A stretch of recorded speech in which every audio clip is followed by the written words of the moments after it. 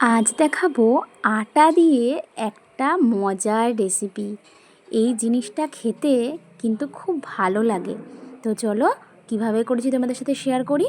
প্রথমে কিন্তু আটা মেখে নিয়ে আটার একটা পাতলা করে গোল করে একটা লেচি তৈরি করে নিতে হবে। তারপরে দেখো এইভাবে ছুরির সাহায্যে লম্বা লম্বা করে কাটতে হবে। তারপরে এইভাবে চৌকো চৌকো করে পিস করে নিতে হবে। দেখো যেভাবে করছি তোমরা কিন্তু এভাবেই করবে। হ্যাঁ, এভাবে করার পরে এই যে এখন দেখেছো এপিঠ আর ওপিঠকে দুই মুখ মুড়ে এইভাবে কিন্তু সবকটা বানিয়ে নিতে হবে। আমার কিন্তু সবকটা বানানো রেডি। এইবারে কিন্তু গরম জল করে তার মধ্যে এগুলো দিয়ে একটু ফুটিয়ে নিলেই কিন্তু হয়ে যাবে। তারপরে একটা ঝুড়ির মধ্যে ভালো করে ঢেলে একটুকুনি হালকা করে একটু অয়েল ব্রাশ করে নিলেই কিন্তু এই যে নরম তুলতুলে দেখো কত সুন্দর সেদ্ধ হয়ে গেছে। তারপরে কিন্তু আমি এখানে সবজির মধ্যে নিয়েছি গাজর, ক্যাপসিকাম, লঙ্কা কুচি, টমেটো কুচি, আদা। তোমরা চাইলে কিন্তু আরও অনেক সবজি দিতে পারো। আমার কাছে এই কটাই ছিল তাই আমি এগুলো দিয়েই করেছি। তারপরে কিন্তু কড়াইতে সাদা তেল গরম করে নিয়েছি।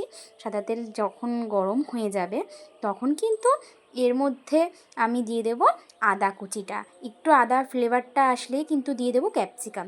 ক্যাপসিকাম হালকা ভাজা ভাজা হলে তার উপরে দিয়ে দেবো আমি গাজর কুচিগুলো। এবারে কিন্তু অল্প নুন দিয়ে গাজরটা ভাজা ভাজা করব। হালকা একটু লালচে লালচে ধরনের হবে। এই যে দেখো আমাদের কিন্তু গাজর আর ক্যাপসিকাম ভাজা হয়ে গেছে। তারপরে কিন্তু এখানে লঙ্কা কুচিগুলো দিয়ে দিয়েছি। সব কিছু কিন্তু এবারে ভালো করে একটু মিলিয়ে মিশিয়ে নিতে হবে। তোমরা সবাই কিন্তু একবার ট্রাই করে জানিও যে রেসিপিটা কেমন হয়েছে। তারপরে এখানে সব ভাজা হয়ে গেলে একটু সাইড করে সবজিগুলোকে টমেটো কুচিগুলো কিন্তু তেলের ওপরে দিয়ে দেবো। টমেটোটা যখনই একটু নরম নরম হবে একটু নুন দিয়ে দেবে, তাহলে নরম নরম হবে। এই দেখো নরম হয়ে কিন্তু গলে গেছে। একটুকুনি ভেজে তারপরে কিন্তু সবজিগুলোর সাথে আবার টমেটোগুলো দিয়ে ভালো করে নেড়ে নেব। বলতে পারো আমরা তরকারি যেমন একটু কষাই সেরকমভাবেই কিন্তু একটু করতে হবে। বেশ অনেকক্ষণ ধরে ভাজার পরে এই যে সেদ্ধ করে রাখা আটার পাস্তাগুলো এগুলো কিন্তু আমরা দিয়ে দেবো। এটাকে পাস্তা বলছি কারণ এটাকে ওরকমই লেগেছে খেতে।